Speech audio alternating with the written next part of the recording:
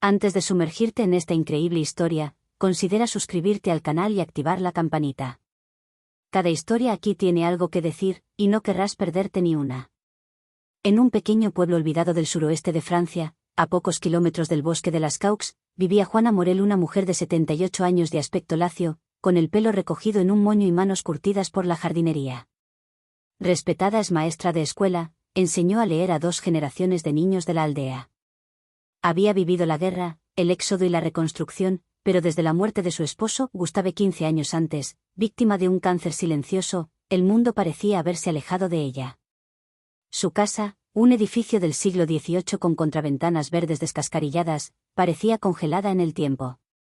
La hiedra cubría casi toda la fachada, filtrándose hasta en las grietas más pequeñas de la piedra.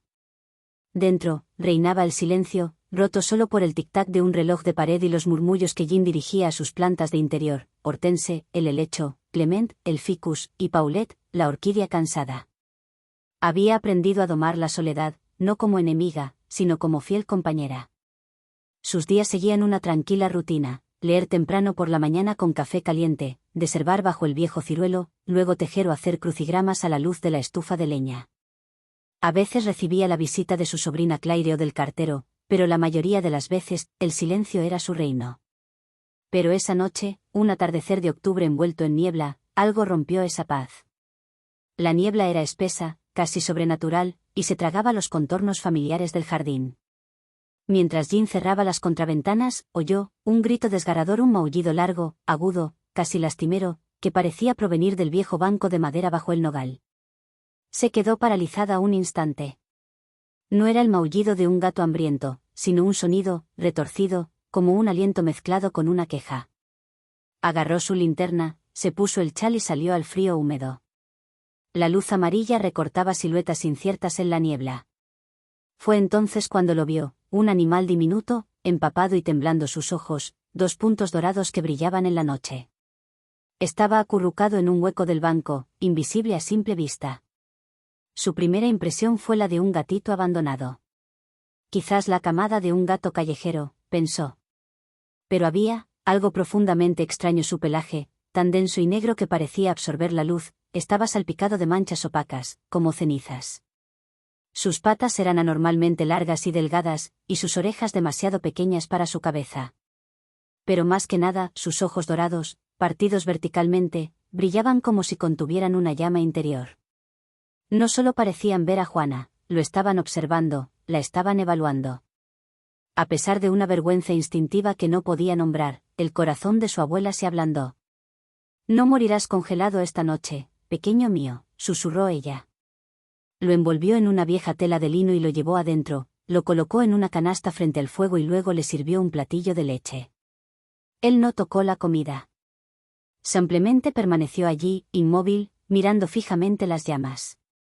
Ella lo llamó Avellana, por sus ojos extrañamente hipnóticos. Con el paso de los días, la rareza de Noisette seguía creciendo. No jugaba, no corría, no maullaba como los otros gatos que había tenido. Nunca ronroneaba. Solo comía muy poco, y solo por la noche, cuando Jean no estaba. Y a veces, lo encontraba, en lugares imposibles, encima de un mueble al que no hubiera podido subir solo, o encerrado en una habitación con la puerta cerrada. Pero sobre todo, él miraba cosas que ella no veía durante largas horas, miraba fijamente un punto concreto del techo o seguía algo invisible con los ojos, con las pupilas contraídas y los músculos tensos. Una noche, Jean se despertó por un ruido, un clic clic clic como insectos golpeando metal. Bajó a la sala y lo encontró allí de pie, sí, de pie, sobre sus patas traseras, congelado, frente al espejo antiguo del pasillo. Su reflejo, por alguna razón que no podía explicar, no era la de un gatito. Fue impreciso, inestable, casi humanoide, con un cuello demasiado largo y piernas angulosas. Pero en cuanto parpadeó, su reflejo volvió a ser el de un animal. A la mañana siguiente, decidió lavarlo. Separó el pelaje de hazelnut para examinar una zona de piel irritada y descubrió pequeñas masas negras incrustadas en su flanco, similares a verrugas, pero móviles. Algunas palpitaban suavemente, como si estaban respirando. Inmediatamente pensó que se trataba de una plaga parasitaria. Armada con sus pinzas, intentó quitarse uno. Pero en cuanto lo pellizcó, sintió una resistencia anormal, casi como si estuviera arrancando una raíz. Y entonces la piel se abrió, sin sangre, en una materia oscura viscosa, similar a la tinta. A olor repugnante lo que escapó fue una mezcla de tierra húmeda, metal quemado y moho. Con el corazón latiéndole con fuerza, dejó caer los alicates. Sabía que tenía algo que no tenía cabida en este mundo. Al día siguiente, llegaron expertos del Museo Nacional de Historia Natural. Un equipo especial y discreto, vestidos con trajes impermeables. La noticia de la llegada de los científicos se extendió por todo el pueblo. La pequeña comunidad, que jamás había vivido un acontecimiento semejante, se agitó en las sombras. Nadie sabía con exactitud qué había sucedido en casa de Jin, pero pronto se extendieron los rumores.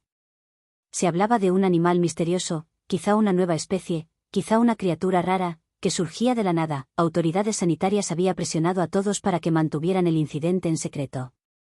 El secretismo lo envolvía como un velo denso. Jin, que no estaba acostumbrada a que la presionaran, se sintió particularmente incómoda con el comportamiento de los científicos.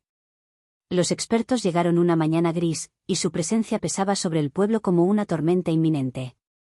Estos investigadores, precavido, se habían equipado con trajes de protección herméticos, como si lo que iban a afrontar fuera algo más que simplemente un descubrimiento zoológico. Sus gestos eran metódicos, casi mecánicos, no hablaron con Jin, apenas la miraron. Se llevaron avellana, debajo de una gruesa lámina de plástico, e inmediatamente comenzó a tomar muestras de piel, sangre, pelo. Fueron rápidos, profesionales, pero el esfuerzo que pusieron en no comunicarse con ella no dejó de preocuparla. Uno de ellos, un hombre de ojos oscuros y cejas fruncidas, finalmente se acercó a Jin y le pidió que no hables con nadie. Ella asintió, pero en el fondo, un deseo ardiente de saber lo invade. ¿Por qué tanto secretismo? ¿Por qué este animal, este parásito, acaso este gatito, como lo había llamado, parecía tener tanta importancia? Tenía la sensación de que algo mucho más grande lo que estaba en juego aquí era algo que no querían que ella entendiera. A pesar de la advertencia de los científicos, Jin no era una mujer que se dejara intimidar. Su mente aguda y su curiosidad natural eran más fuerte que el miedo. No era la primera vez que se encontraba frente a lo desconocido, y ciertamente no era la primera vez que decidía cavar más profundo. Pasó días enteros en la biblioteca del pueblo, buscando entre archivos polvorientos periódicos viejos, cuentos olvidados e incluso leyendas transmitidas de generación en generación. Cada libro, cada artículo, cada eco del pasado la condujo más lejos, hacia una verdad que nunca había conocido, no quería ver. Descifró las páginas amarillentas de un viejo cuaderno, escrito por el maestro del pueblo, un tal señor Durán, desaparecido durante décadas. Este cuaderno fue un testimonio perturbador, relatando un incidente ocurrido en 1902.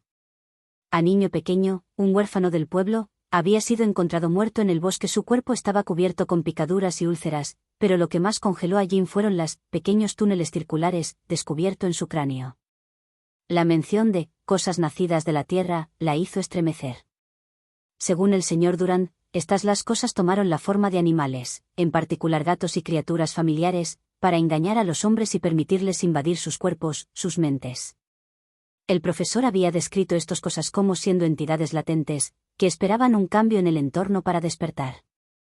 Según sus escritos, estas criaturas eran capaces de adaptarse a su anfitrión y se alimentan de su energía vital, mientras alteran su apariencia para esconderse de los ojos humanos.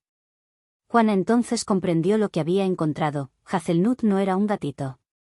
Fue una entidad antigua, quizás más antiguo que el propio pueblo, un parásito de otro tiempo, reactivada por cambios en la naturaleza o, quizás, por algo aún más misterioso y antiguo, calentamiento del suelo, mutaciones naturales relacionado con la tierra, o un fenómeno inexplicable, había reanimado a esta criatura, liberándola de su forma primitiva, lista para tomar posesión de todo lo que pudiera. Jin, al leer este cuaderno, sintió el peso de la historia sobre sus hombros. Ahora comprendía que, la entidad no era simplemente un ser vivo, fue un parásito antiguo, a fuerza malévola, esperando pacientemente retomar su reinado. Y se dio cuenta de que su propio jardín, donde cultivaba sus plantas en paz, había sido quizás el caldo de cultivo ideal para esta criatura. Perturbaciones ecológicas. Estos cambios invisibles que afectaron al clima fueron probablemente la causa. La desaparición de Jin.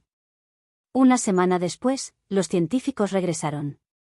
Pero esta vez no estaban solos, se llevaron a Juaná con el pretexto de querer examinarlo.